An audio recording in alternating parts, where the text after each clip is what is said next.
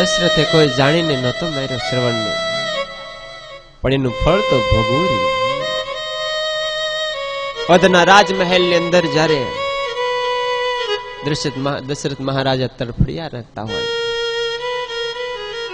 કૈકેયીના રાજમહેલ નો ત્યાગ કરીને કૌશલ્યના રાજમહેલમાં દશરથ મહારાજા જ્યારે જીવનના છેલ્લા શ્વાસ લઈ રહ્યા હોય,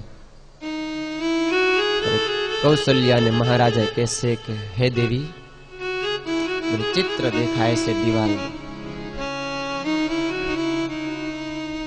આર્યપુત્ર, શેનું ચિત્ર દેખો છો? હે દેવી, હું એ ચિત્ર દેખું છું, મને મારા કર્મ દેખાય છે. ઘણા વર્ષ પહેલાની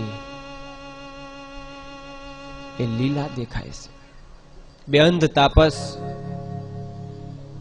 વૃક્ષના શીતળ છાંયે કાવડમાં બેઠેલા દેખાય છે. હું એને કરતો હોઉં, પ્રાર્થના કરતા હોઉં, તમારા પુત્ર શ્રવણનું મેં જાણીને મોત નથી કર્યું. હું નિર્દોષ છું, હું અજાણે બાણ છોડું અને તમારા પુત્ર શ્રવણને વાગે, મને માફ કરી દે. દેવી, અંધ તાપસે પુત્રના મોતના સમાચાર સાંભળતા સાથે એક વાતનું પણ શ્રવણ ન કર્યું.